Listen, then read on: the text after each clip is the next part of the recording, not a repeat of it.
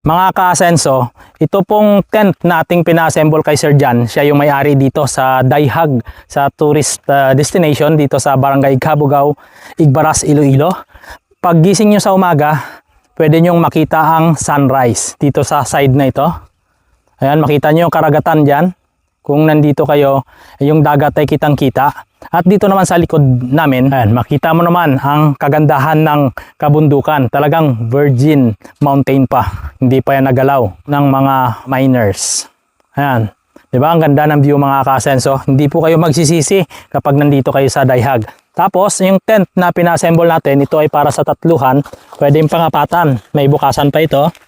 Ito yung pinto. Talagang mag-enjoy ka pagka natulog ka sa gabi.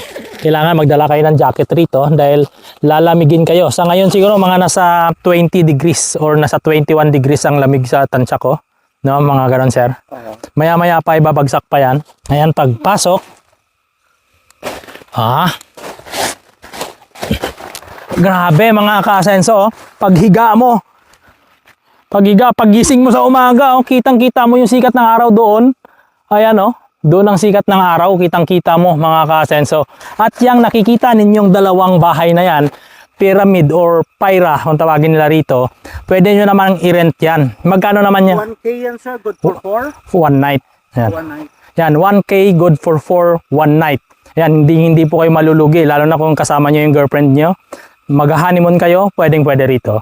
Ayan mga ka-asenso, pagkatapos namin mag-assemble ng tent na aming tatambayan mamaya, bukod doon sa nirent namin na pyramid or pyra, kung tawagin dito sa Dayhag, Cabugao, Igbaras, nagpaluto po tayo ng ating pagkain kay Sir John. Ito ang tinatawag ni Sir John na kanyang, tawag mo dyan sir? Special barbecue sa Dayhag. Ayan, special barbecue sa Dayhag na luto ni Sir John. Ito daw ay, mamaya, bigyan natin ng review kung gaano ito kasarap at kung pwede ba natin ito i-recommend sa inyo.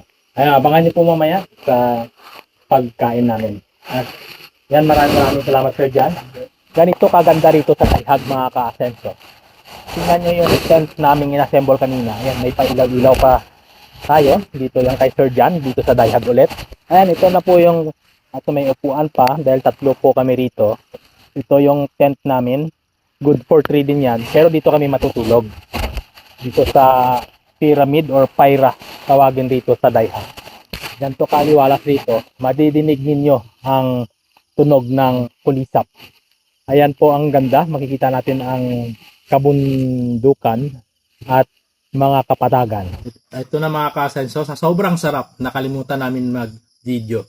Ito, nakatatlong stick na ako.